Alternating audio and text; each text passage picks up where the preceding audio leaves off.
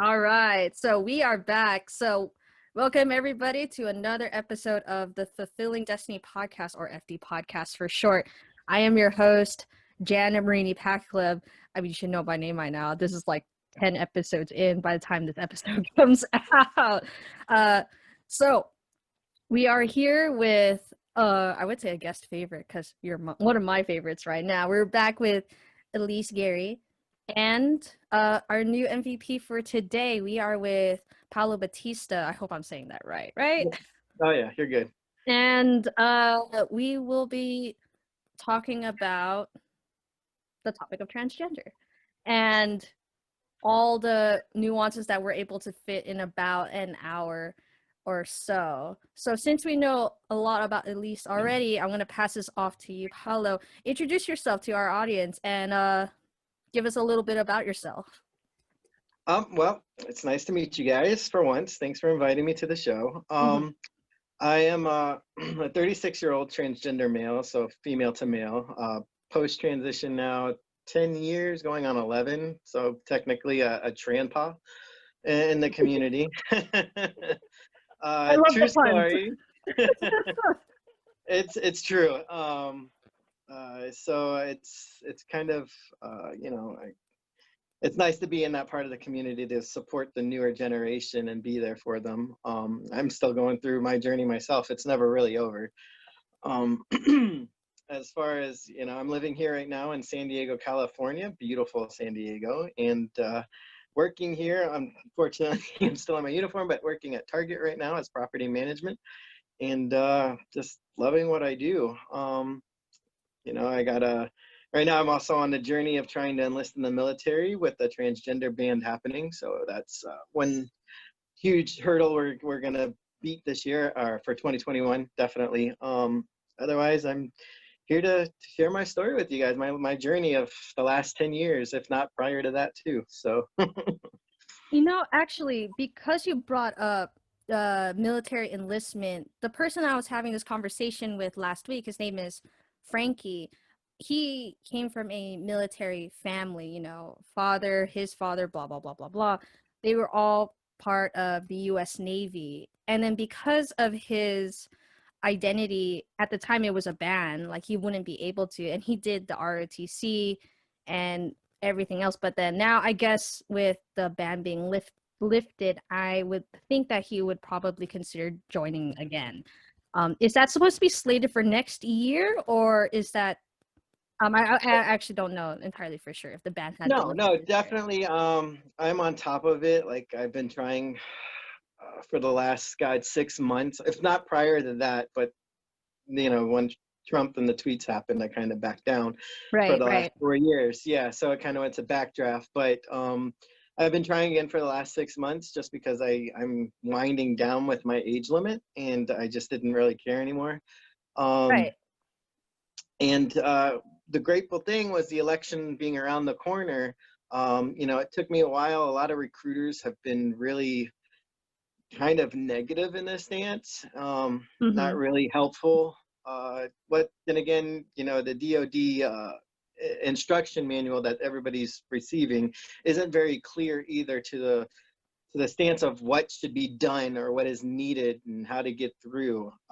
Technically, it doesn't ban transgender people, but it doesn't clarify how to get complete results in order to get through.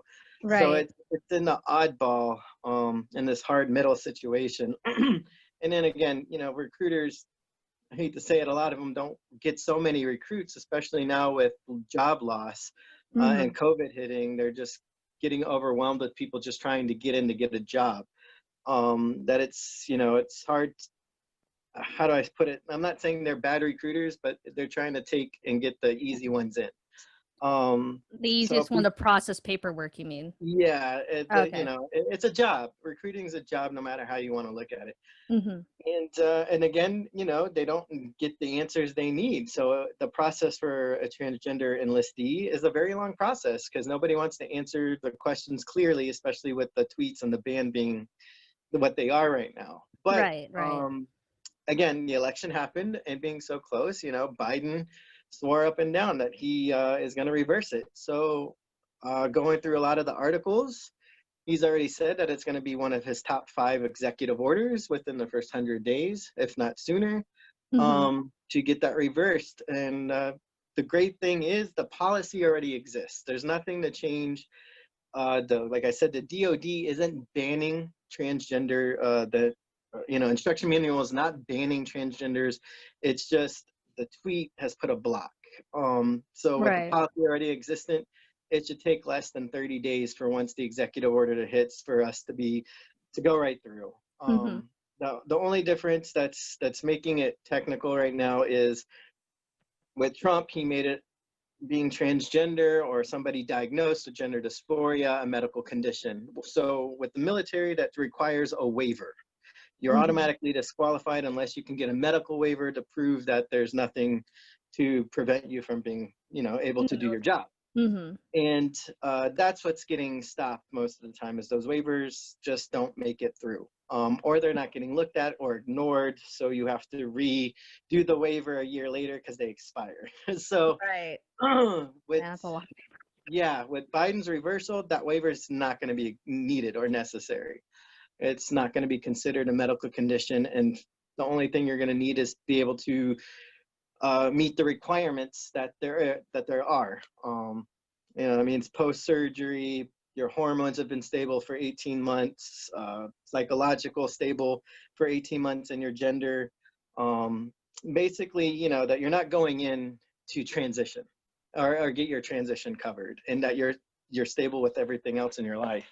And I can understand that. That doesn't rule the people who are already grandfathered in. That'll be a whole different policy to work around. But as far as new enlistees, I can't wait. I mean, that's the point. I don't want to be, I'm not a medical condition.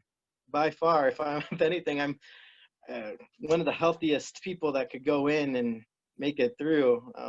I was amazed because an actual cisgendered male, 39 years old, went through just fine with flying colors.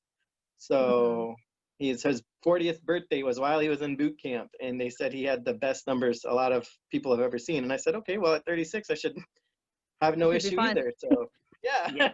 And you spent 10 years now in your, can I say your current status right now, current gender, right? I could say that. Yeah. Is that right? My gender identity. Your gender identity. My preferred gender identity, yes. Your preferred gender identity. So it's been that long. So you already look like you're in peak condition to pass the requirements, like do like the PFT. 10.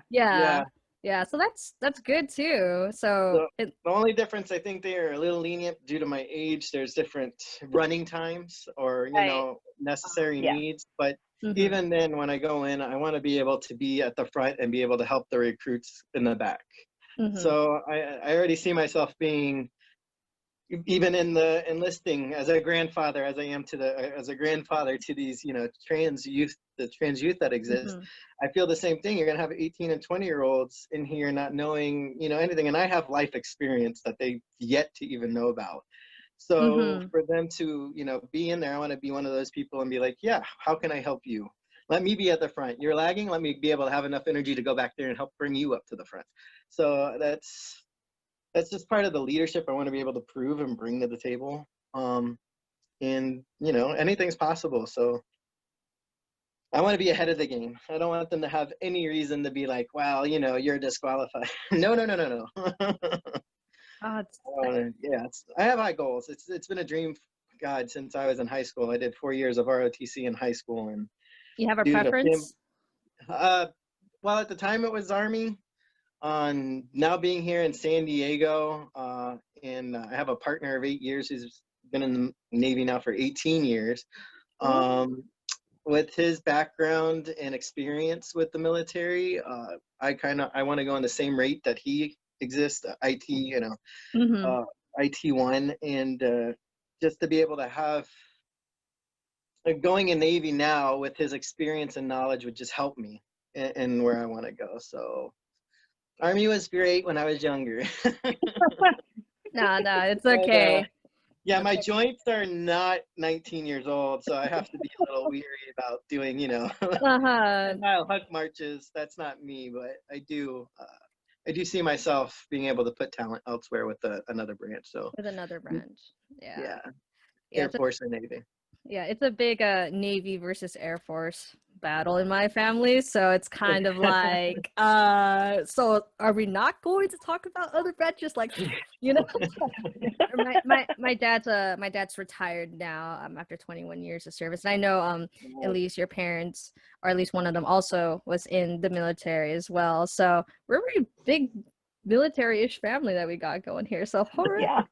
And then to your partner, later on when you see him at home, thank him for his service from us to him, because that would be great to let him know that we still support our servicemen around the world, wherever they're stationed, and if they're, you know, at home chilling, just spending some time for the holidays. So that's great. No, he loves it. He doesn't want to get out, but he knows retirement's around the corner, unfortunately, like most of them. But enjoy I've been in the service for 30 years. I completely understand. 30 years is a long time. 30 years, yes. And he enlisted when he was like 18 or 19 into the Navy, and then just stayed. I'm like, don't you want to leave? He's like, no, I love going. I love leave to go to drill and die by my service. Yes. And it's so funny because like when you look at I guess when you look at like the charts of like how long people stayed, like even on like the military like website, they'll put in there like, hey, you should retire now. Like you wouldn't expect that to be like on a government website if you've like been in there for like 25, 30 years, like, hey, you're getting a little old. It's time to leave. Here's a nice severance package for you. Just please retire. Please 100% disability. You got it. Please leave. Say less. Say less. Give me 100% disability. All right, I'm out of you. But to those who still continue to serve despite the nice encouragement by, you know, the up and the down, like, you know, if it's what you love doing, go for it. Just don't, you know, hurt yourself over it. Because the last thing you want to do is leave the military with too much injuries or, you know, heaven forbid something else or something worse, right? But no, I was gonna say for me, it's a different. I have this life experience, but and it's part of my transgender journey. I feel going in now as the man I'm supposed to be, with the mindset that I have, where I'm not looking back, trying to cover so many aspects that I didn't want to have revealed as my prior gender. I can go into this journey full force, you know, no regrets, with full confidence, and be able to do my job 1,000 times better than I'd be able to do it before transitioning. Just that you got to think, to me, this is a different, it's like a brand new world. It's like I'm going into something I loved before, but now I love it even more because now I can do it as the person I'm supposed to be. Where back then you had so many prior to transition, and I could see a lot of transgender transitioning, or people who are currently in who can't transition. There's so much of their talent that's being blocked, and I know it's because they're just that confidence level. They can't be who they want to be, to let that fear and worry off of their mind, that dysphoria out, so they can, you know, finally be able to bring all this, you know, when you're blocking and you have so much anguish, you block so much out of your life. Right. That could be family, friends, enjoyment, and things that you love to do. And to be able, once that's gone, you can bring in so much more to the table.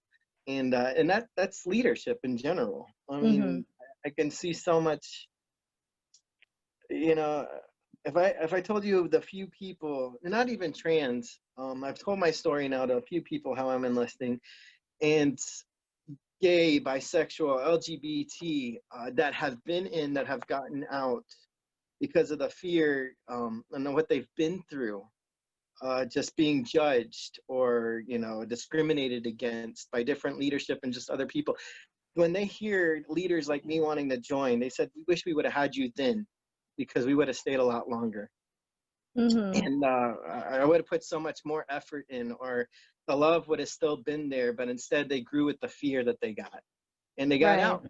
They got out, and they're like, we need more leaders like you. And then the tears that they would see, that they're so excited to see people like me being able to join, to bring that diversity to the table, to know that I'm not going to be judged by some leaders. There's going to be people in there that are going to be able to support me as a troop for being who I want to be. And that right there just motivated me way more than I can say. So Yeah, I'm itching. Oh, no, I'm glad that you're excited because, like you said, that's a lot of it is because of the new policy changes from our administration. But I also wanted to, like you said, you had 10 years of experience, so I want to start back in the very Yeah. beginning, if you Yeah. let me.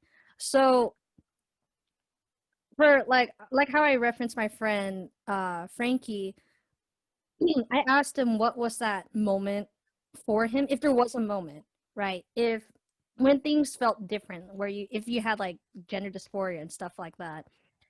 For him, he was explaining that he was always this way, so there wasn't like he didn't grow up 15 years in his birth gender and then wanting to change it completely 180 in the next like 5 or 10 years. Was that moment similar to you where you're always feeling different in this way, or did it take some time before you were able to truly become your true authentic self within those 10 So years? yeah, well, my epiphany came when I was 18. Mm-hmm. I went to my first gay youth conference in Washington. Amazingly, I grew up in a very small town of Florida where Mm-hmm. being gay wasn't, you know, you were kind of hidden about it. So you Right. didn't really know a lot of places to go. In fact, I think my gay cousin was the only outlet I had at the time. And they would sneak me into the LGBT or the lesbian bar, even though I wasn't 21. But just to be around, yeah, those were the days, right? Right. Um, uh, just to be around people that I, wasn't, I could converse with, just be like, oh, you're like me, cool, I can see that I'm going to be okay. Right. um but going to this conference, I met my first trans person. I didn't even know it existed, to be honest. I mean, I knew gay people existed, but I didn't, trans was not a thought. And I saw few trans guys with back then different kind of binders than we have today, kind of like Right. corsets almost. And I started questioning. I was like, what? It's like, this exists? Like, this is who I've been. I'm not weird. Mm. And let me back up a little bit with my parents, because Okay. me being raised as a child has somewhat to do with me not realizing a lot of this until later. So, Okay. growing up, my parents, until I was around 14, were married. And before that, they married on and off twice and got divorced twice. It was the craziest childhood. And but my dad never judged me. In fact, he called me the Mm-hmm. son he never had. For years, he put me in karate because I loved the Ninja Turtles growing up and Saturday Mm. morning cartoons. It Yeah. wasn't Barbie, that was for sure. So, Oh. yeah, he treated me like the son he never had. And because of that, um, I never knew there was a difference in gender. My Okay. best friends were boys in karate class. Uh, you know, yeah, I had to wear a shirt under my uniform when I went to class, when they didn't, obviously for reasons, but it didn't Mm-hmm. bother me. It didn't really justify to me. There wasn't really we did everything together. Right. Um, and it wasn't until puberty hit, to be honest. And then, period happened, the whole, oh godly, here we are, puberty kind of situation. And really, yeah, we all The had that moment, uncomfortable right? puberty. Yeah. Yeah, I was like, what is this? Oh my God. It wasn't until then that I really knew there was a big difference. And then going into middle school, then I started to get the dysphoria, trying to cover my body. For the beginning of middle school, everybody thought I was a boy with long hair. And I was fine with that. It's like, okay, that's who I was in my mind. Mm-hmm. Um, and then the dysphoria started to happen when things, when my body started to develop. I tried to hide baggy pants. I was in a uniform school, which was the worst thing you could do to a Oh, kid. Yeah. you had to wear a skirt? Yeah, there were the days. Oh, yeah. And those are the days. And thank God I had a gay guidance counselor. Oh. Uh, I was blessed. Those are the days that I just couldn't handle it, and I would just cry, and she would just let me sit in her office. Because there was no way to really go around it. That was the rules of the school. But for Mm-hmm. her, I God, I wish I could thank her now. You know, she saved me the few times from really getting into a bad situation or really depressed, because I'd be picked on all the time. Just because I was different. I wasn't part of the preppy girls. I didn't fit in with any real group except the science club. I mean, Right. hey.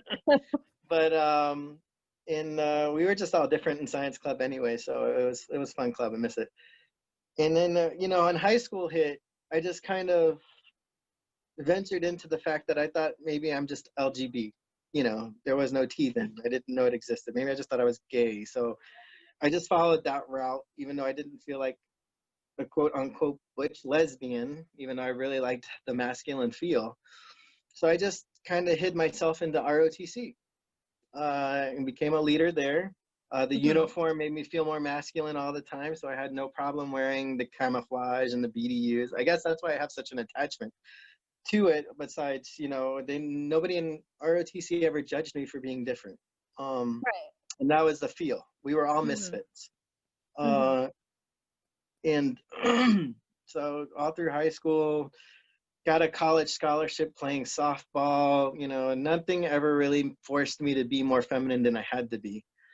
Mm-hmm. And until I got out of college and I had to become a Florida substitute teacher. And of course, in that state at the time, being gay, you could get fired. Sorry, So, wait. Just for historical context sake, what year are we in? When you had to become a teacher or a substitute teacher? 2004. 2004. Okay, sorry. Go ahead, continue. Yeah, no, I mean, yeah, I know. Don't make me sound old or anything, but No. Just for like context sake, it's like, all right, what year period are we Well, it's in? crazy. It's crazy to think that's only 16 years ago, right? Where people are getting fired just for being gay still. Right. And it's ridiculous. Mm-hmm. Yeah. You know, so that, let alone my secret life, double life, that here I am going home and I'm just wearing, you know, basketball shorts and being as tomboyish as possible. You know, I mean, that was the edgy part, living my life.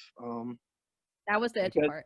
yeah, it literally was a double Mm-hmm. life. Like I'd come home and baggy jeans, hang out with I was a caretaker for my dad at the time because he got really sick. Mm-hmm. And that was a good job about being a substitute teacher. I could go in and out whenever, make my own schedule. And, but yeah, there would be times I'd be in my baggy clothes and go to the grocery store real quick and the teacher would pop out and I'd be like, oop, gotta go. Oh, it's like when you see your students in the shopping mall, you're like, hey, so and so, and you're like, bye. You leave as soon as you can. Oh, so sorry, I didn't mean to smack them. No, you're good. But you know what? Some of those students, they knew, and I attracted some of the gay students because they could, if you're gay, the gaydar's real, okay? And those kids could read that I was different. And I mean, mind you, I was a bodybuilder then. I've been in bodybuilding now for 17 years. So I was a female bodybuilder then, just to get around some of the I still needed my masculinity, okay? Right. And you know, some of the kids loved it. The football team loved that they had a buff teacher all the time. So that was the little kick in between there. But Flex. I still, yeah, they just loved it. They're like, yes, we got a she bench press us, whatever.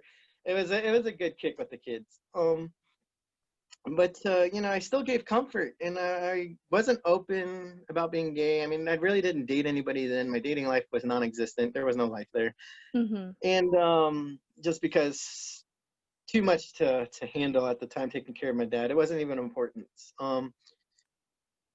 You know, those kids could read it though. They could read my energy, and some of them knew. And it's kind of amazing because after I transitioned in 2010, a lot of them, great job with Facebook. A lot of them found me later.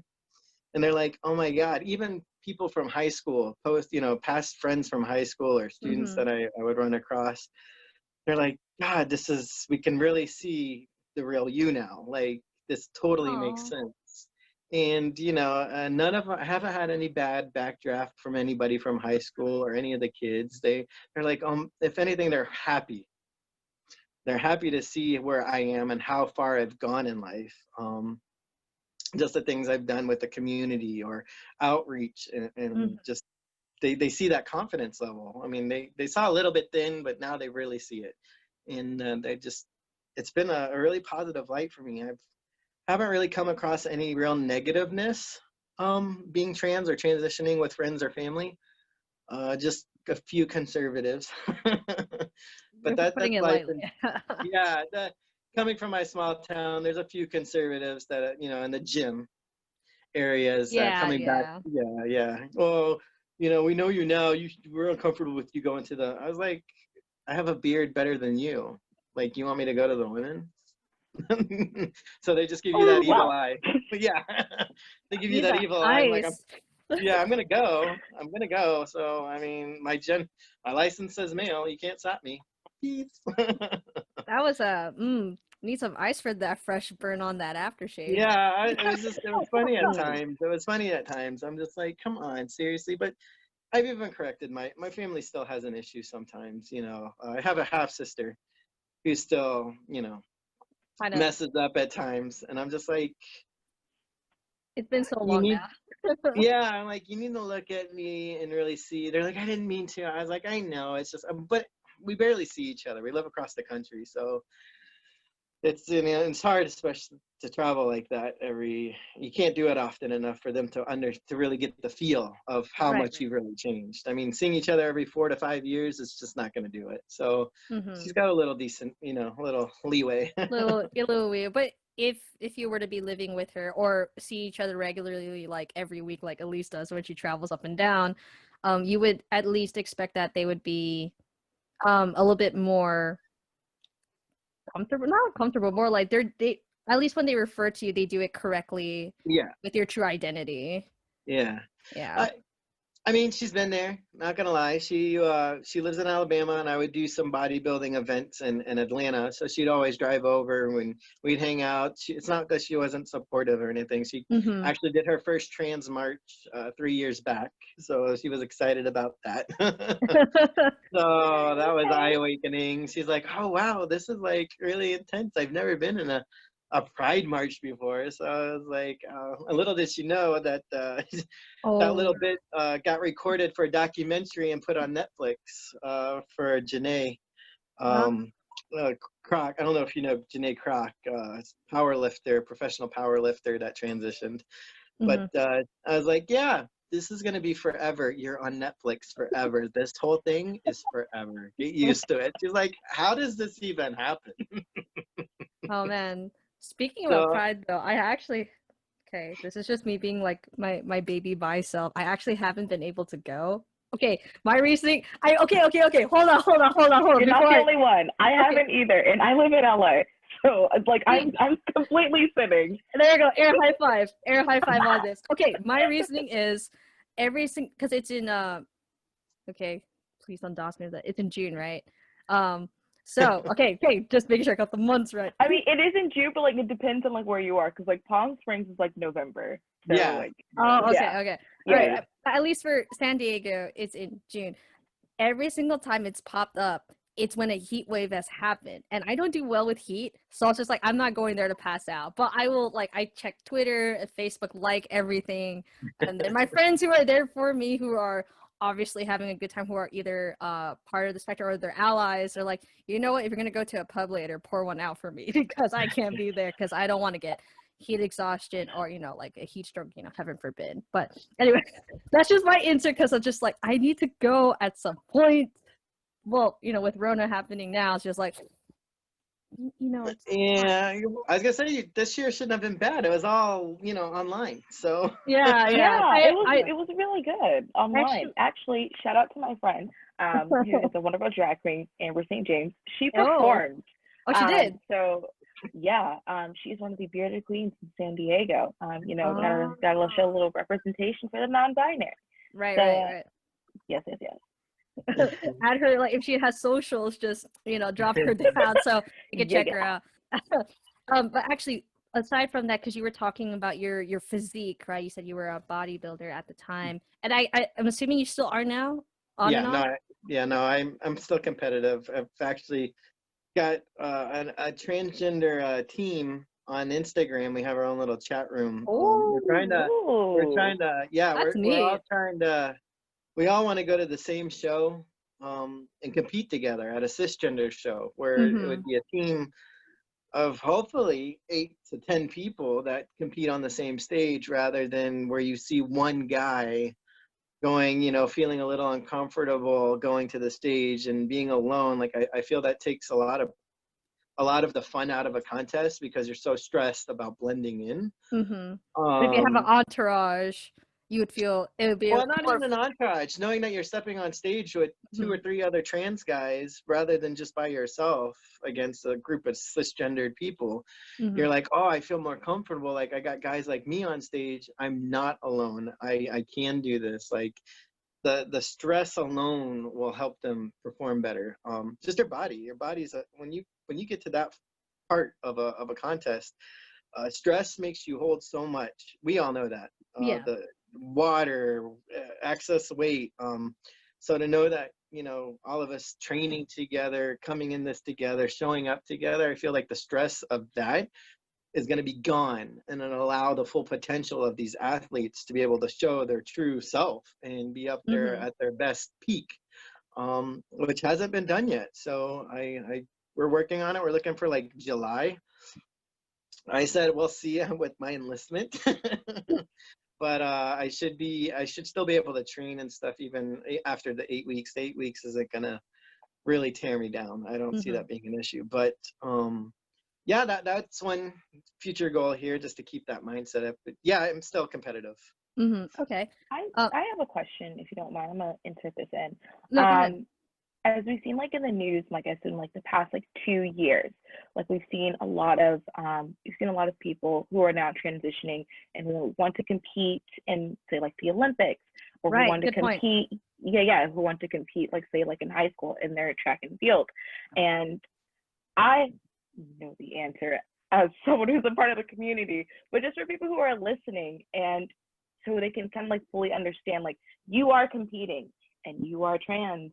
And I know, I'm gonna air quote this, people feel that there is an advantage because you are trans. And I want to just like throw that out there and then correct me, you know, if I'm wrong, or let me know, like speak on it. Like it's just another way to break y'all down. And I just don't feel like that's okay. But that's just me, and I don't have that personal experience. So am I feeling the right way? Am I being a good ally? Let me know. No, okay. So when it comes to this, like being a good ally would just be to have that education down and be able to speak when we can't. I try to say that to a lot of people. It's like, well, even if you don't know, then ask, like you're doing right now, right? Is to ask to get the knowledge. And, you know, I can understand, like right now, Janae Kroc, who's the pro that I was speaking about, who's a pro power lifter, you know, the weightlifting Confederates group actually banned trans from competing. That's an ongoing situation right now because of what you just talked about. Okay, that's going to be a fight, right? There's nothing we can do except keep that fight happening. But then when you come to high schools in different areas, the laws are so crazy right now. Like, unfortunately, we can't win unless we have that willingness to fight. We're going to have to. Some people aren't going to care. Some states, some statutes, they're just going to let it fly. But then there's others that you're just going to have that roadblock. I mean, it's ridiculous. I understand their point of view, but it's usually just for trans women that have this issue. And that's what I hate, that it's very biased. Because they feel natural testosterone's involved, therefore they're always going to have that, you know, advantage. That quote unquote edge. Right. And a bigger bone, whatever they want to justify. And I'm like, that's not the truth. If we put down blood work and medical down on paperwork, you're going to see their testosterone levels are less than probably the women that are naturally natural cisgendered women competing. And if you're looking at high school level, most transgendered youth get put on blockers. And when those blockers exist, there's no advantage given. They're not hormone blockers. Yeah, hormone blockers. Okay, just making sure I got that right. Sorry. Yeah, let me get that correct. So estrogen, like estrogen or testosterone, whichever one they're using for their. Yeah. Okay. Whatever there goes to, I don't know, I believe it's 14 now is the limit that they can use the blockers up to. And then after that, they can be diagnosed hormones. With the parents, you know, obviously. And that's still an ongoing evaluation. I mean, it's practice, you know, medical practice. That's what Mm-hmm. it is. It's always going to be there. But when you put that kind of knowledge, saying, but you have to, you know, well, these kids in high school, they're on hormone blockers. There's no edge. There's no puberty that they're going through to get the bigger bones, to have this or whatever they want to, like I said, whatever they want to put on the edge there. These blockers do that for a reason. And then once they get put on the hormones, so you've got a trans woman, a trans girl at the time, who's on the blockers, who goes straight to estrogen. Not once has that testosterone been from their, you know, biological body ever been able to kick in to give them Right. that advantage. So there's no advantage. There's none. This child has no edge over a biologically cis teenager, and that's where people need to understand. I guarantee you, half the world doesn't know that these hormone blockers are happening for trans youth. They just think that they go through this, you know, this stage, and it's just a lack of knowledge. It really is. Yeah. And I just, it bothers me, and I try to tell people all the time, it's just a lack of knowledge that the fear grows. When you don't know or understand the truth about something, you're just gonna, most people automatically fear it, or they want to be Yeah. against it. Mm-hmm. That's human nature for the most part. Oh, I don't know what's in that dark room. I'm scared. Yeah, fear Knowing there could be fear just the a unknown. puppy. Yeah, there's just a puppy in the dark room. Like, oh well, it's just the lack of knowledge. Mm-hmm. You know, with the older generation, you know, Argentina, the national women's soccer team, just had their first trans professional player. Did not know So about that. Oh. yeah, I don't know her name. It was just posted the other day, but that's a big level to show at a national level that this Mm-hmm. isn't. There's no advantage. This woman's just gonna play with her team. You know, like, At a national stage, like yeah, it's a it's big what deal. it is. Yeah, and it's nice to see these other countries being able to promote that, and it's you know, I hope Janae gets to win this battle. I would love to see women be able, you know, trans women, they able to, there's so many that want to compete, especially at the Olympic level. Like, this shouldn't, you know, if they really have that much of concern, I hate to say it's like a discrimination, but if they want blood work, I don't see a problem with it. I'm like, okay, it's nothing I can't get from my doctor from 6 months ago when I did my hormone blood work. Yeah, Hey, yeah. doc, can I just get a copy? There you go, done. Mm-hmm. They steroid test anyways, right? So for the Olympic level. So So like, what's what's one more, right? Yeah. Like, what's one I more mean, check? if you really need that, so be it. But unfortunately, it's the conservative world that we have, and you're just always going to have that fight that we're going to have to fight. But as an ally, I would have that little bit of knowledge, because even that little bit can really throw somebody who doesn't know, be like, oh, you know, I didn't know that. Okay, that makes sense. Yeah. Especially with trans youth. I Mm-hmm. see it all the time. So it's a fight. I'm going to keep fighting it. We're all going to keep fighting it. So and that's why I want to exist openly. In fact, my name change has never happened. My birth name is on all my paperwork, just so people can know. You haven't changed it? I won't. That's a little side tip on my trans journey. I hate to say I hate to call it that, and a lot of us do, but we have this passing privilege. And Can you explain that to me? Sorry. Yes. Passing privilege. I don't know all these terminologies. Passing privilege, yes, please. For me, you know, it's where my transition, I don't have any, I mean, I went straight, even before like just starting hormones, my build and everything, I passed already. I didn't have the facial hair. Yeah, Okay, passed okay. for the gender that I am. So, you know, you have a lot of transgender individuals, especially a lot of trans women who try to transition later in life, who don't get that complete passing privilege. Unfortunately, that's the life we have. It's the ball game. Not everybody can afford the surgeries, Right. but that shouldn't stop somebody from being treated the way they should be treated for, you know, who they represent as themselves. Mm-hmm. And you know, you can tell off the bat who's trans sometimes and who's not. And fortunately, I have that passing privilege, and if I didn't tell people, I'd say about 95% wouldn't know that I'm trans. So Yeah. I leave my name unchanged. I actually have an example from the other day, even though I'm post-transition 10 years. I went to get my car fixed, right? And my title still has my birth name. Right. So when they went to go do the registration and the smog, because gotta love California, Yeah. yeah. Oh, California.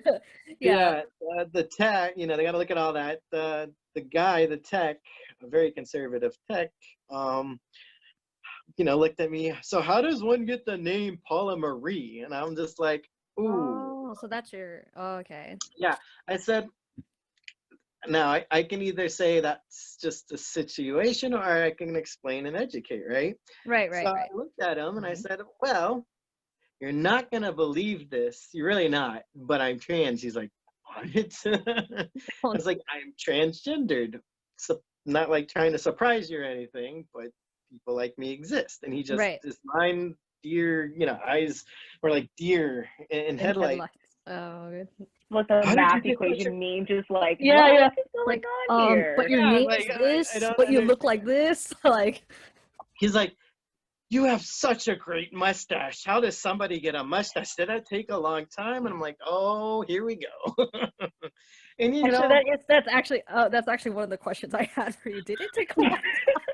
No, because like, okay, to be fair, I know that hormones do take a while, and that as far as so as far as like growing out facial hair, if your genetics allow for facial to come out thick or patchy, it's like, how long did it take? You know. okay, so you know what? Everybody's different, right? Right, And right. there's some people that can be on hormones for a year and they look like a gorilla. And I'm like, how? I can't even grow a chest hair, but I can grow a mustache, but I still can't even grow a chest hair. How does that even work? You know, because some of us guys Mhm. want chest hair. We just do, okay? Like, Yeah, don't yeah, judge yeah. me. And but then it's just, you know, it took me, gosh, like before I can get a full, like, Like I think all this 8, action. yeah, like 7.5 years. Oh, dang. Just Otherwise, keeping it there, or is it just like come out in patches at the time? yeah. Ah, okay, okay. So, Yeah. but like I said, you've got other people a year and they're a gorilla, and I'm like, that doesn't.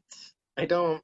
Where's my beard lottery? Where's my Yeah. mustache lottery? Just give me what I need. And there's you know, some of, and it's kind of funny because you have some transgender guys, and they are all trying to figure out a way. Is it Rogaine? What can I do here? You know, can Right. I put Rogaine on my face? I've tried it. I tried it. It did not work, but I did try it. You know, it's like, you know, some people try crazy things, putting nair on their face to get rid of, you know, whatever unwanted hair. I mean, women, Mhm. I think there's a women's sperm to get rid of that mustache, but Yeah, they're it, lasered. You could get yeah, lasered for with now it. there's laser. Back then there Back wasn't. then, no. I can imagine no. But Uh, yeah, I mean, for me it was 7.5 years, and yeah, I was like, you know, I wanna just curry this up. What if I do more testosterone? oh But yeah, no, that's not ever a yeah. recommendation. Go Um, by what your physician recommends, especially if you're Please yeah, on do. don't hormones. Yes. ever. Future warning for any. Please do not think that upping the dose is going to make a difference. It's not. No. It's a genetical thing. You can try. You know what? There's new products all the time now. What with these UV lights? They've got for hair Yeah. loss guys. Now it's like a hat with UV lights. You put the hat on all day and it helps your hair. I don't know. There's new stuff every day, and it's just, who knows? Technology might come around. They're even implanting beards now in your face, like hair implants. So Yeah, Yeah. yeah, plugs. Yes. Yeah, Ooh, plugs. yes. I heard that for hair loss in cisgendered men, I'm not sure if that. I don't know. I'm not sure. Like, correct me if I'm not sure if that would work. Especially if someone who's on hormones to get like natural body hair to form up again in yeah. certain areas where they want it. So who? I Yeah, mean, who knows? Maybe there is that one doctor out there who could actually do that for the there, transgendered youth or adults now. there is now. I've seen guys, There is? adult Oh, males, who can't get those patches cleared, so they end up going. I forgot where I saw it, but they went up to get the patching filled. So Oh snap! So it is. yeah, They do it exist. is a Love Oh, gotta. that. okay. I'm not doing it though, but yeah, Yeah, it's yeah. not for me. Not for you. Yeah, no, Too we're weird. good. We're good. I'm gonna be shaving most of the time anyways here shortly, so Mhm. it's pointless. Yeah, so I didn't mean to like pop into that segue about it, but so that person, the techie who did your Yeah, smog check, so like what happened after that conversation? Did he nothing. like He was, he's like, I've never met a trans. It was just a really eye-awakening thing. Like, the Mhm. questions he shouldn't be asking were asked, but Right, right. that's a given. Cisgendered male from the non-LGBT community, gonna have those questions. But it was nice to educate him, and he's like, how long did it take, or wow, how does that work, and they explain how hormones work and this and that, and he's like, man, he's like, and then we started, obviously working out came up, and he's like, what do I gotta do? And I'm like, oh, this isn't the first time they've been asked these questions. But and yeah, it's just it was real nice to see him not be negative, because like I Mhm. said, fear. Had he not met a trans person before, which obviously you're asking these questions, like how does this name happen, to see, oh wow, you're a really nice, genuine person who's trans, and you're educating me like I have a different onlook. With that being said, who knows now with his life, he might come across people who have negative stances because they don't know, and he could be like, you know what? I had a transgender client the other day that came in, and boy, Oh, did it blow cool. my Yeah. mind. Like there wasn't any difference. I never saw, as a normal guy like anybody, like it might be able to change that scope and look for other people, like I just feel that education's the best key. Like I could have been completely like, what, I don't want to talk about it, and totally blew him off and just been in and out, and Mhm. instead giving that me being, and it's not for everybody. Every trans person, like you said, they have their areas that they're comfortable with, and with me, that's where I stand. I'm very open about who I am, obviously without the name change. I do it for a reason, and it's for that reason. I know I can hold it, and I'm capable to take the backlash. Been doing it for Mhm. 10 years. That's what a trampa does. And I'm sorry.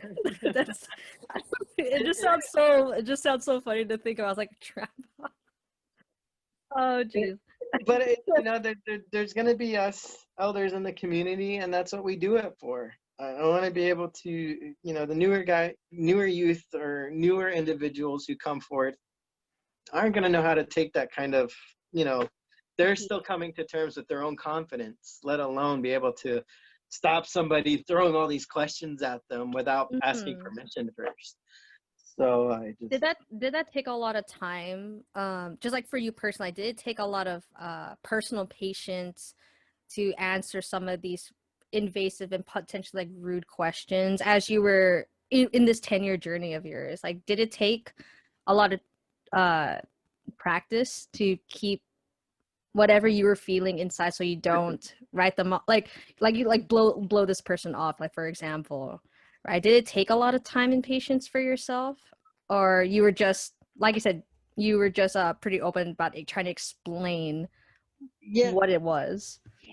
So for some people, they may never come to terms and they stay stealth for their entire transition in life, which is fine. There's no negative. There's no, for me, I've always been LGBT like proud. So coming out as trans, maybe at first I was still with the lack of confidence. But at the time, I was also in a supportive group that we would meet once a week. Mm-hmm. And we kind of prepared that group was really nice because, and if any new, individual coming to a new transition, I recommend finding a group like this, right? Mm-hmm. We kind of, that group had a different, transition ranges, right? So we had Right, right. older generation in there with newer generation, which was nice because the older generation always supported the newer generation to prepare for this kind of stuff. Again, that's where I learned where I should stand, right? They kind of gave, this is what's going to happen, or this is, you can either stay stealth, and again, they're the ones saying that's okay. You don't have to answer questions. You can feel comfortable just to let it go and walk away. Mm-hmm. Or you can take it up and they acknowledge me and how to handle it. And at first it was a little like, you know, I was still uncomfortable at the new terms, like even just going into the bathroom, like, oh my God, I'm gonna get busted, you know. Oh, okay. That, right? Mm-hmm. And that kind of stuff took time. It did, Right. because your whole life, you know, maybe not for the trans youth today who are coming to terms with it at an earlier age. But somebody like me at 26, transitioning right then and there, having 26 years of living a gender life, you know, going to the men's bathroom was not a normal thing. So I'm constantly looking over my shoulder, and I didn't know how to answer questions completely like that without the confidence. So yeah, I'd say about 2 years in, after having my chest surgery, getting back in the gym, working out confidently, feeling my oats, if you will. Yeah, you know, after that, I was just like, you know what, this is who I am. All I'm going to do is educate. You know, at first I would be a little angry, but then I'd realize anger is not going to get me anywhere. But that just comes with people growing up, right? Yeah. Sometimes you realize, you know, arguing with a parent's not going to get you anywhere. So, yeah, that's one way you know, to that's one way to go about it. you know, it's just how some people are. Like, you can't argue with them, so either walk away. But if they're willing to listen with an open ear, which you can tell off the bat, then educate or just explain, and hopefully it'll be a win-win situation. If not, well, you gave your luck, and well, that's how they're gonna be. You can't hit a brick wall, you know. No, yeah, because So, like but yeah, everybody's different though. But I'm glad that you're very open Everybody, about talking about it, at least for me, because I've mentioned to Elise before, to any other my guests I've been here, so I don't know much about the community that I'm in already. So as much as like I get my knowledge from social media and stuff, there's only so much I could learn just from someone that I could probably never meet, or through like a TikTok video. Yeah, like a TikTok video, because it's like I don't get to know their personal life, and like yes, they may never need to share it, but it's like how else can I learn too? Like I want some visibility for myself, so I would love to talk to somebody so I could learn, so that when I come across a situation where I'm meeting someone who is trans, I don't just mouth off and then get totally flamed. I was like, oh look, this person doesn't know what they're talking about, you know, and the next thing you know, I'm just gonna get like, who knows what I could get like in my DMs, you know, about these things. It's just like I would love to have an open perspective about it, and then having someone like you who spent a good majority of your life in your old gendered life, and then now being your true authentic self is actually it's really great. So my friend was a male for as much as his life, but you were different. So it's good to see two different perspectives. So I was really glad that you came on to share a little bit about it. So I'm like fangirling also because you're like also physically fit. You're also you have aspirations to be in the military. You know, it's just like, wow, this is amazing. I have a lot of fangirl moments. Someone could gonna like get a compilation of me just fangirling over all my guests who show up. It's like just relax. I think the biggest thing is for an ally to understand, you know, we're all a different story, and try to get that across as well. Like, every trans person isn't the same. The experience, you know, like, I hate to say it, but even a diverse, you know, culture, they're not all the same. They don't go through the same lifestyle as anybody else. The journey, not trying to like put it out there, but you know, it's the truth. Like, my partner's Black, and we talk about this all the time. He's like, you know, I don't experience a lot of things that other Black people experience. I don't know what it's like to live in the city, you know, in that kind of environment, because he was raised in South Carolina. So having that kind of childhood as a Black child, you know, not being faced with a lot of racism until later on in life, or this, you know, he doesn't get those experiences. Not everybody has the same journey. And I try to explain the same with us. I mean, not every gay man has the same journey. Not every lesbian has the same journey. Humans in general, you know, we all have our own way in learning life, and that's just, God, that's life in general. That's the experience of life. That's the greatness of life, you know? So I just try to get that across to everybody. The best thing to do, and I tell people this, is if you see a trans person and they're open about being trans, right? A friend, maybe a friend's friend or a neighbor, just ask them first, hey, you know, I want to be an ally. I know everybody has a different journey. Would you mind if I asked you a couple of questions, or here or there, or reached out to you if I ever needed to help or had a question to educate somebody else down the line? Right.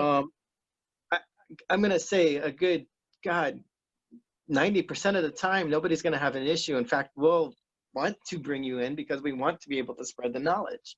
That's the only way the education gets out. I mean, cisgendered people and allies are going to see each other more than you are an LGBT person to ask these questions. And that's where the knowledge gets exchanged between you and your friends, or between somebody else that you meet that might not be LGBT. And allies are our biggest help. It really is. That's how I feel about it. So I would say just don't be afraid to ask. Mm-hmm. And they'll either say yes or they'll say no. Right. Sorry. No worries.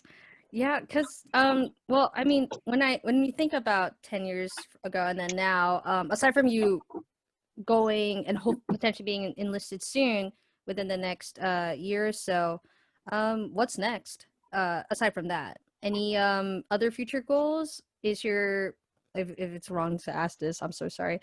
Is the transition like, not say over, but is it at a place where you could feel content? Like, are you satisfied? As far as all my surgeries and everything go, yes. It depends. As I get older, might I get, for my health, a hysterectomy? Possibly. That might probably be the last surgery I ever get, but I'm not looking at that being like a transition thing. Mm-hmm. I just know over time hormones play a part in it, and the thing about in other life conditions. Yeah, I mean, I have other issues, you know, with my body too, like, you know, personal that would help with as well. Mm-hmm. You know, I'll be open. I'm not ashamed of it. Good portion of the female population has HPV. So, you know, if I can, you know, I'm not planning on having any kids, and rather than, you know, my body's a little bit different. I don't have estrogen normally like women do to help heal the uterus. I'm quite reverse on that. So, you know, sorry if this was totally invasive, but it's just no. I'd rather be open about it. I mean, I have to go to a gynecologist, right, for health, because I still have a uterus. So there's nothing to be ashamed about it. And in fact, I tell trans men all along, if they're listening to this, please, if you haven't had a hysterectomy, please, by all means, go to your gynecologist. Don't be ashamed of it. It could save your life. I've known many of trans men who hadn't, and they ended up getting cervical cancer. Oh, yeah, that's also another thing too. Yeah, cervical or ovarian cancer. I'd rather avoid that, you know? I mean, unfortunately, there's not a lot, how do I say that, like medical advancements to understand what long-term testosterone does to a transgendered male, or any hormones in the long run to any individual, even with trans women. You know, it could affect the bones, cause, you know, different kind of issue. I don't know. I'm not a medical expert, but there's not enough. Yeah, there's not enough studies done, unfortunately. So I just say, if you still have these things, then you still need to just keep up on it. And for me, later on, I don't need it right now. I hate surgery, don't want it, but maybe you know, before I get old and have to go into a nursing home, hopefully farther down the line, and no other issues until that point, you know, knock on wood, heaven forbid, right? That would be my last of it. And you know, and just to make sure that I don't have a long-term effect with the HPV. Nobody knows that either. That's still an ongoing study with women. They just came out with a vaccine, right? For healthy women before they can, you know, get diagnosed with it. It's such a thing. And of course, that's not any disqualification for the military at all. They can't Mhm. disqualify because, God, half the military wouldn't be in right now. Yeah, that's true. Unfortunately, it's just the facts of life, and there's nothing to be ashamed about it. You just have to be Mhm. aware and deal with it. And I'm being open about it because trans men get these issues, right? You Right. can't be ashamed of it. You shouldn't be. Yes, it's normally a female thing, but even they are finding today cisgendered males are getting HPV. So it's they actually put a vaccine, or they're getting a vaccine out for that for men now. I see it on, don't judge me, on the gay, pickup apps, dating apps. They're putting it. There it is, an ad now. Yeah, we can't. Unfortunately, we can't name drop companies, but we Yeah, can. no, We can but- guess. We can guess. We get the vibes. We know.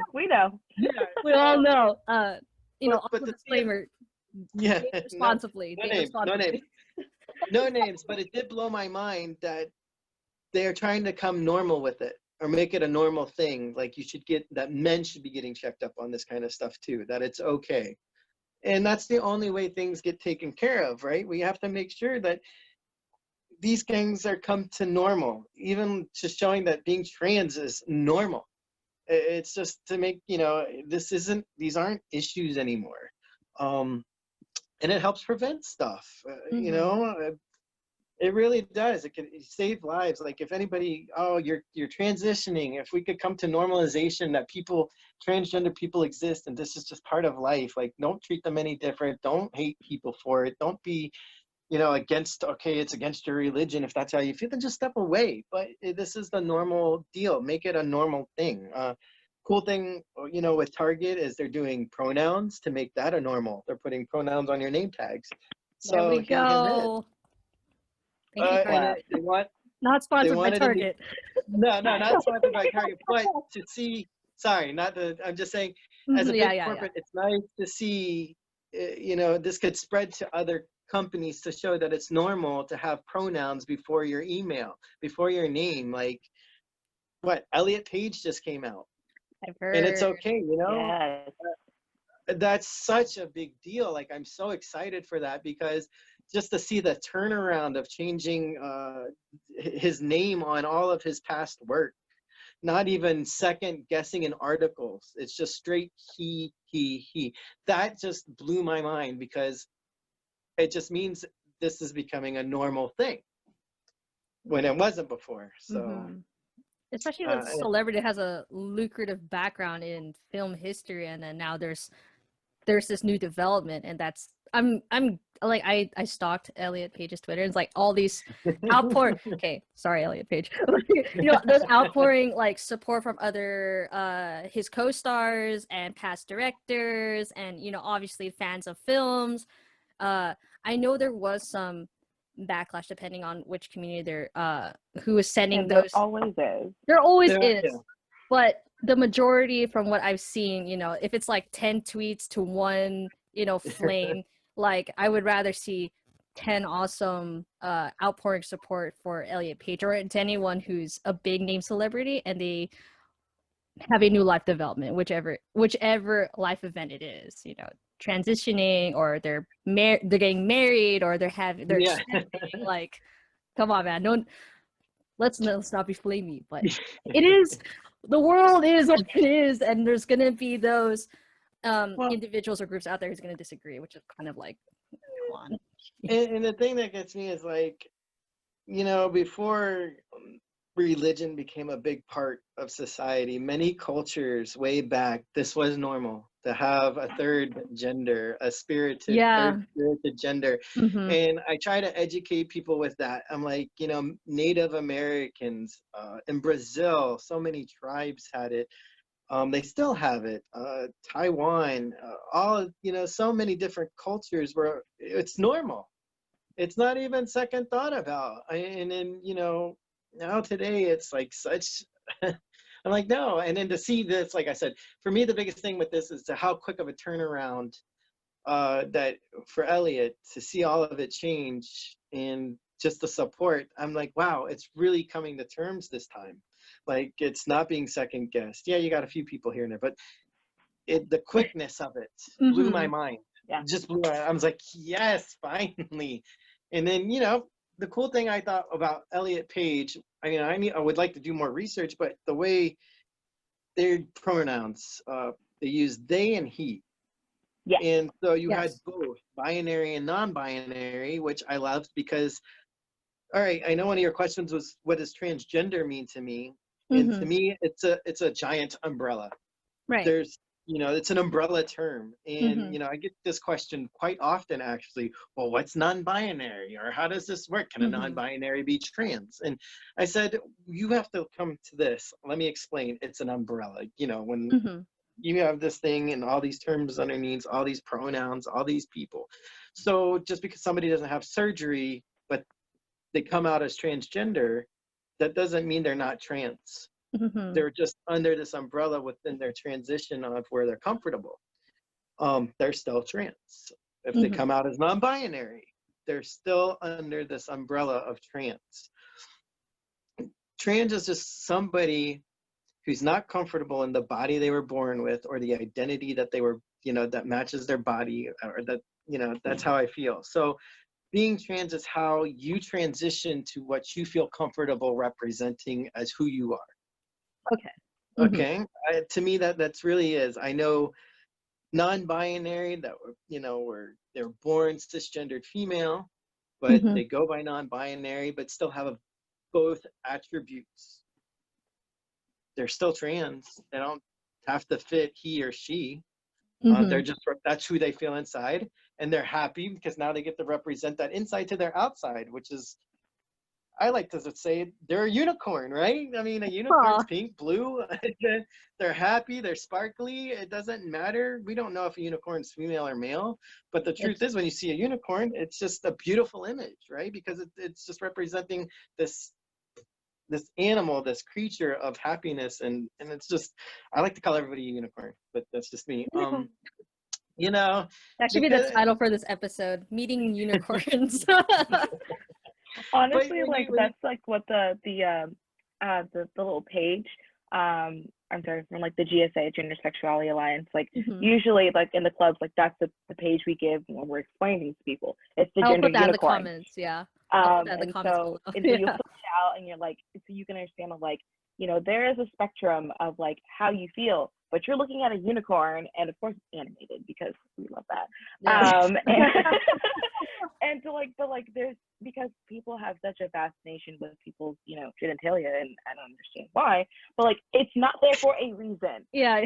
It's spectrum for a reason. And so it's a really great tool, and it's a really great explanation for people to understand, especially for cis-het people to understand, cisgender heterosexual people, to understand a little bit of us and a little bit of how we do things. So that's I will definitely add that, because I've been meaning to add some links of like how can, if you want more information that our viewers may not already have received from the 2 episodes that will be on our trans guests here, Frankie for one and Paulo for another. I will be sure to add them in the hyperlinks. So if I forget, someone send me a DM to future Jan in the future, like, oh, you forgot to add some of these fundamental links that should be put on. Is actually, now that I bring it up, is there any other links or websites that you think that our viewers could check in case they want more info, aside from like the GSA or I don't know. GSA, the Trevor Project, and stuff like that. I was gonna mention the Trevor Project because that's the one that I used when I was trying to figure out more about myself or more about my friends. And then obviously, for anyone who's going through harder issues or they need someone to talk to, that's the website that I used at the time, the Trevor Project. So if you don't mind, I'd like to add in, I actually work with a nonprofit here. It's all free. There's no charge. Right. We work through donations and scholarships and grants. That's how we work it. We work deeply hard on this all through our volunteer work. But we have a group called Trans Family Support Services, and it's directed towards trans youth and families across, we're nationwide. Cool. And no charge. And it's to help with questions like, how do parents deal with, their kid coming out? Like, a lot of people don't understand when somebody transitions, so do the people around them. Right. So The family changes, the dynamic changes. everybody close also has to go through their own transition. You know, my sister, like I was explaining earlier, she's still going through hers. Mm-hmm. That's fine. You have to Mm-hmm. take what you need. But so this organization helps parents with their personal transition on how to correctly deal with their trans child. What insurance policies do they need? Who do they reach out to for doctors? Mm-hmm. Hormone, any kind of question that they have, even with health insurance, we don't charge it. We don't charge anything for it. We just want to know who you work through, and then we're going to deep dive in how to get the correct insurance you need. And this isn't just for kids. We also help lost, you know, people who need help that are adults with their beginning of their transition. So don't Right. feel like, you know, we're just limited. It's mostly we deal because we educate schools across the country, businesses and companies. Right now, a lot of it's online, which is nice because we can Yeah. get so much more. But, Mm-hmm. you know, the schools alone, we just had a board member telling she actually works at one of the schools in one of our board members, and she said that Oh, thank you for the link. yay, she said that a kid came to class, a little boy wearing a dress, Oh. and you know, it blew her mind. Nobody made fun, but she would looked at him and she said, you know, wow, that's such a beautiful dress. The kid was ecstatic that somebody would Oh. even notice, you know, and because she knew of the board and everything, she just went ahead and went to the guidance counselor, the principal, to let them know so this kid wouldn't get bullied, you know, like to help the next teacher that the class, you know, had next, how to deal with the situation. Again, you know, in case the kid did get bullied, what were the proper steps to take? How can they get out of the situation? And the cool thing was the principal said, you know what? I got the knowledge from the Trans Family Service organization. They gave the teaching. He's like, I know exactly what to do. And because of that education, you know, they were quick to adapt for this kid so he can feel secure, not get bullied, and be who, you know, be themselves. Like kids are just, God, they're amazing. The mind, you know, when you don't learn hate, the purity that I see in them sometimes, even here at work, I see these kids in the carts, and I'm just like, God, I wish humanity could just go back to that, you know, that carefree and just love Yeah. everybody. And you know, I remember one kid came up through a coworker. They came to work one day. This was a while back too, like beginning of my transition. And the kid's like, Mom, there's something different about Paulo. And the like, oh, is there? Is there? And he's like, yeah, no, there's something different. Like I can tell.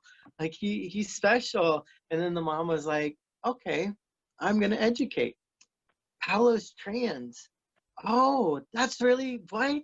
And he didn't know what that meant yet, but she was like, yeah, he was born a girl before. And she explained it really well. And she's like, I knew he was special. And it was just the most amazing thing that I ever, you know, it's just that kind of stuff.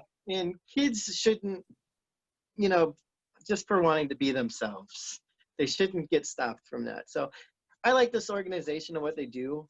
So if anybody has questions, again, they can reach out. It's not just for that. We answer all kinds of questions. We're a large board for that reason. I'm on the board.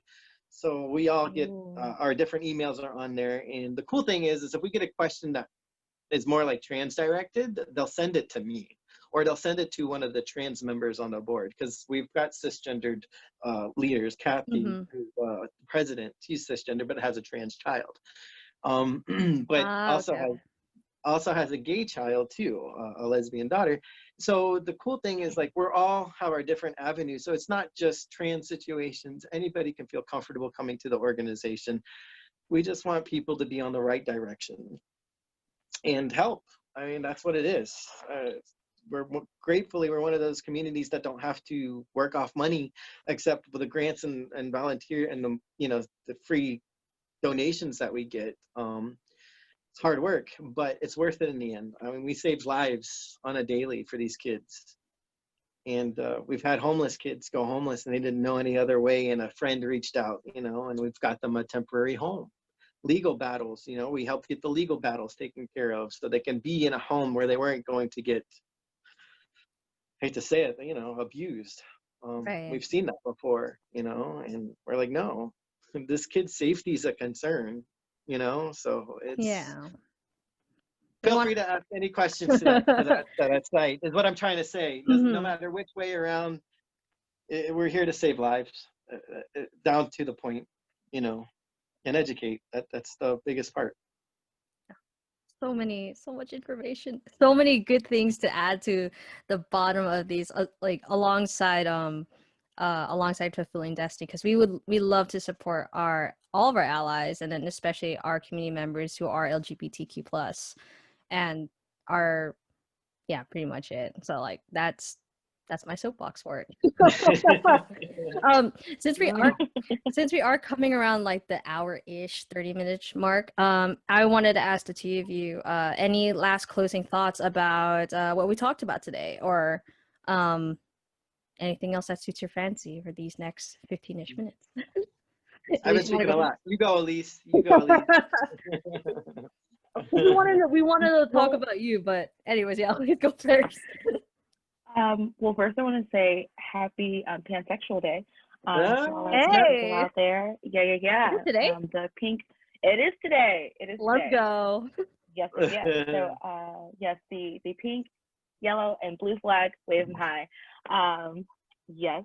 And then I learned a lot from today. I have trans friends and trans family members, but their lives are a little bit different in the way that they express themselves, and it's always great to hear more information and more stories, and ways that we can be a better ally, because I want to be as supportive as possible, and I feel like a mama bear as someone who is just like, I want to love you and I want to protect you and I want to fight for you because it's important. And that's like one of the things that Elliot Page said, like when he came out, was talking about, like, you know, the abuse and everything, and the murders that happened for Black trans people. And so, you know, I want to make sure that I am being there the best that I can. So if I have to be the pronoun police, I will be the pronoun police, because I do it in my family and I have no shame in my game for doing it. No, honestly, be unabashed about it. No shame at all. Like, yeah. Yeah, like crack that whip on it if that's what it takes. Yeah, they're like da-da-da-da. I'm like, oh yeah, he is doing well, and they're like, nope, he is doing great. There yes. you go. You know, they roll their eyes at me, but you know what? I don't care, because that little argument, they may not be there, but just to reaffirm who they are is like, it helps me, and I know it helps them. They may never know, but they'll feel it in the force. They'll feel it in the force. Like, I'm pretty sure that someone else is like, have good vibes today. It's because someone reaffirmed their existence. Somewhere out there, their existence is feeling reaffirmed, no matter what they identify as. But yeah, be that person, Elise. Be that person. that is my soapbox. I'm off of it now. But yeah. Rainbow vibes. That's all I see. It's like I see these lasers coming out. Rainbows and unicorns. Rainbow lightsaber. I would love it. If there's a rainbow lightsaber, sign me on. I need more color than just grays and blacks and the occasional pinks. But you know, that's how it is. Give it time. Mandalorian's doing a good job. Still haven't watched it. I'm gonna. I'll come around. Just hold on. I gotta rewatch the Star Wars bits all over again. But you know, I'll get there. What about you, Paulo? Any last soapboxes other than the ones that you've already shared about your journey, your new life, or your new chapter that awaits you while you wait to be enlisted? You know, honestly, I'm just trying to. My whole life, I knew I was, you know, different. And living, you know, when I finally transitioned, it was this whole cloud came out from over me. It's been lifted, right? So with that and the confidence that I've been given, I've known all my life that I've been meant for something more. It's just in me. I know it. And it's not just because I'm different. I feel there's more people that I need to help and support. And it's whether it's my community, The kids, I live for the kids. Only because I know what it was like to suffer as a kid. You know, the bullying, being different. When you grow up like that, you just don't want the other kids to deal with that. You don't, because it changed me so much, in a way that, you know, I held so much back all through so much of my life. And the best thing that I just want to be there for everybody. And not just for, like, you know, Elise and Use, you know, the cisgendered allies and everybody that exists. We're all in this together. Yeah, I don't want to be mad at anybody. I don't want to be angry at anybody. There's no reason to be that way in this life. You know, it's like holding hot coals. You end up burning yourself in the end. Yeah. So the best thing with allyship, and that's why I'm so open about how I talk about my life or my journey. Like I said, if somebody's open with you about being trans, just ask them a quick question if they're being willing to help you learn some more. That's the best way to learn, is one-on-one with somebody. You can read 100 books, go to 100 pages, but personal experiences is where you're really going to get it, okay? Because we're all different. One story is different than another. And who knows, that person might have a better way of dealing with a certain situation than I could come up with. And with that being said, once that knowledge, you've gained that knowledge, I say be there when we're not there. Speak for us when we can't speak, just like Elise is saying. Say our pronouns correctly when somebody else is saying it wrong. Normalize the situation, and eventually, well, it's not going to be existent anymore. You know, that's the way I see it. We just have to keep pushing it. And it's when we're spoken for, when it's silent, and that's where it's appreciated. So again, I'm here any way possible. People can reach out through me. Look up my name on my social medias, Facebook and Instagram. That's all I got. But I'll be sure to add you after. That's all I got. Sorry guys, there's no other special pages. And and be able to, you know, ask questions. I'm not afraid. I'd rather somebody know I exist and be able to ask me the worst question they think is possible, because they don't know any other way to answer, or what, you know, ask it, and I'll be able to educate you. Like, next time, ask it in this sense and in this way to somebody. And don't stop asking. Don't, just because you talk to one, again, because you talk to one trans person, speak to as many as you can. All the stories eventually add up to make, you know, an encyclopedia, I guess you can say. Yeah. You know, growing up, we didn't talk to just one elder person or one grandpa. We had like two grandpas, and we had two grandmas. I mean, you just ask questions to different people. Learn from multiple people. And even the kids. Don't be afraid to ask the kids. I know they're young, but God, I learned so much from kids. It's amazing. There are hidden gems in the world, honestly. I'm like, you know what? They think of things that I would have never thought of because my mind as an adult's been closed off. And I would be like, you know, I never thought of that. Geez, I need to talk to more 6-year-olds or something, you know? Just see, I just go to meetings, if you can go to prides, if you can't go to prides, if you got something online. I'm just saying, if you can't, it's not against the rules. It's not. Yeah. If you can go, if there's, with the new age that we have, if a Zoom call can happen where we can meet, because there's a lot of people who can't walk or go out, you know, they've got other reasons. Join them and listen in, or speak. There's nothing wrong with speaking either. I always love to hear allies talk. I always like to hear what you guys go through, because then I can help come up with ways to help you. Like I said, we're in this together. It's not one way, one-sided. So I really got. I mean, I love you all for just listening. So thanks for even inviting me. No, it's a big deal.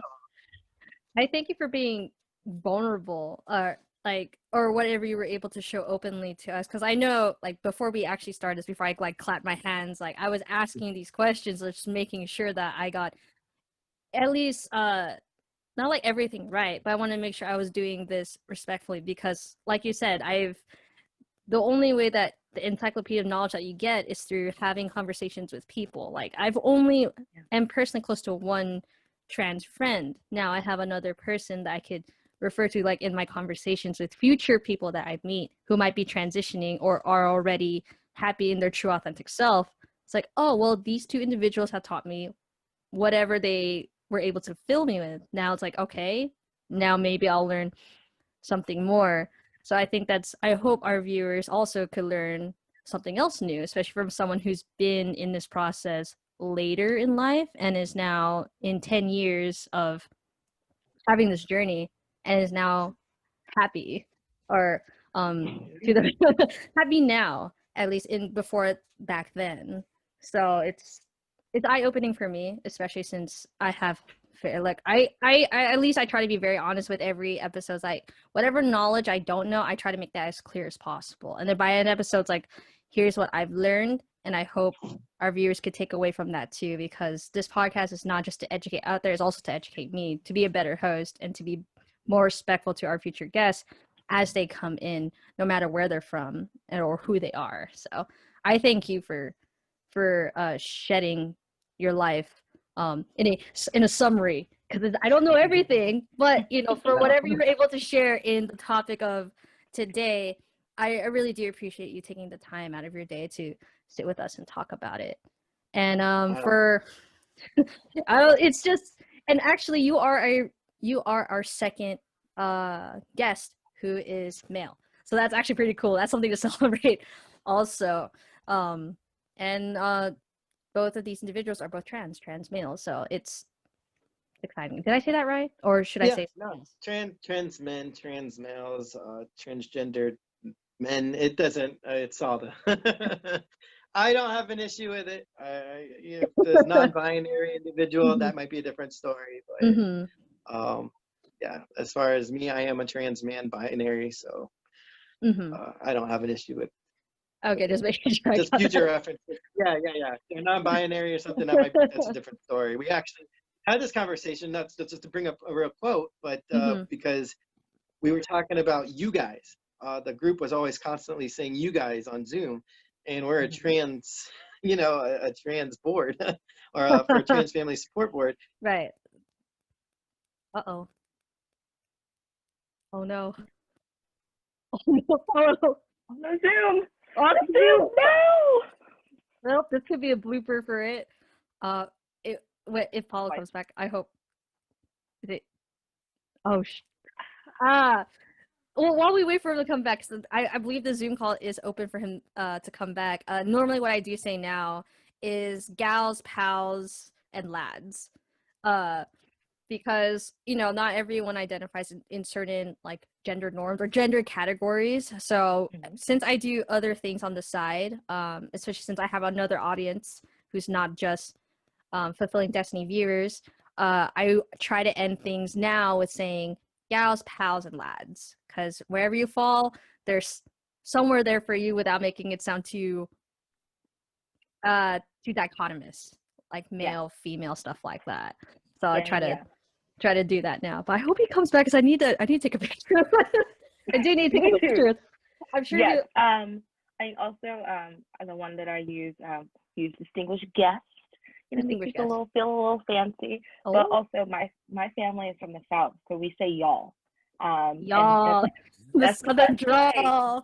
It's you all, y'all, because there is no gender to y'all. It's just y'all. You all. Yeah, I'm really trying to get a crackdown on saying you guys. I know it slips every now and again.